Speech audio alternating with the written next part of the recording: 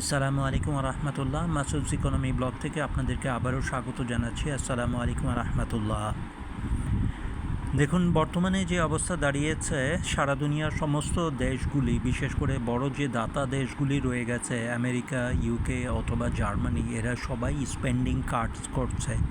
Spending কাট করার অর্থ হচ্ছে বাইরের যে সমস্ত দাতব্য প্রতিষ্ঠানে তারা বিনিয়োগ করত, সেই বিনিয়োগকৃত প্রতিষ্ঠান থেকে তারা বিনিয়োগ উঠিয়ে নিচ্ছে এবং বাইরের দেশগুলিতে দান করা বা সাহায্য করার হার ব্যাপকভাবে কমিয়ে এনেছে।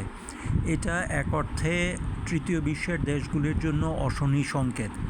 এছাড়াও ক্লাইমেট ফান্ড নামে যে ফান্ড তৈরি করা হয়েছিল প্রায় $200 বিলিয়ন বেশি মূল্যে, সেই ফান্ড থেকে আদৌ তহবিল পাওয়া যাবে কি না সেটা এখন পর্যন্ত নিশ্চিত করে বলা যাচ্ছে না। এ কারণে অনেকগুলি দেশ, তৃতীয় বিশ্বের দেশ এমনকি বাংলাদেশও ক্ষতিগ্রস্ত হবে। আমরা ঠিক জানি না আমরা কীভাবে ঠিক এই ক্ষতিকে কাটিয়ে উঠতে পারবো। এ ব্যাপারে আমাদের অর্থনীতিবিদরা আদৌ কোনো দিক নির্দেশনা দিচ্ছেন কি না তাও জানা যায় না। আজকের পত্রপত্রিকা ঘাটলে আপনি শুনবেন কোনো এক উপদেষ্টা হয়তো বলছেন যে ব্যাংকের 80% টাকা চলে গেছে দেশের বাইরে। এখন আমার কথা হচ্ছে, এর জন্য কি রোডম্যাপ করা দরকার বা কি রোডম্যাপ সরকার করছে এই সম্বন্ধেও আমরা কোনো কিছু বিস্তারিত জানতে পারি না। এই জন্যেই মানুষের মনের মধ্যে ক্রোধ পুঞ্জীভূত হতে থাকে। মানুষ বুঝতে চায় যে কী ব্যবস্থা নেওয়া হচ্ছে, জানতে চায়, কিন্তু আমাদের দেশে প্রকৃত অর্থ, প্রকৃত সত্য জানানোর লোক সংখ্যা খুবই কম। ইউকে অর্থাৎ ইউকের স্পেন্ডিং কার্ডস বর্তমানে এমন অবস্থায় দাঁড়িয়েছে, তারা ডোনার থেকে জেনুইন পার্টনার এবং ইনভেস্টরে পরিণত হচ্ছে।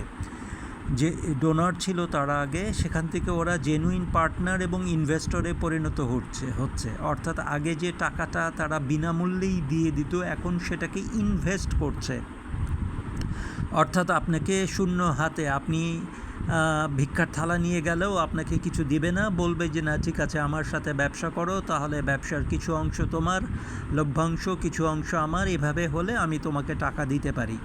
এবং মার্কিন যুক্তরাজ্য অর্থাৎ ইউকের এইড বাজেট 0.5% থেকে 0.3% হ্রাস পেয়ে গেছে। আমরা বিভিন্ন আন্তর্জাতিক পত্রিকাগুলি থেকে, আমরা ব্লুমবার্গ থেকে শুরু করে, আমরা রয়টার্স থেকে শুরু করে, statista.com, asiahouse.org থেকে শুরু করে সমস্ত সংস্থাগুলি থেকে এই খবরগুলি পাচ্ছি।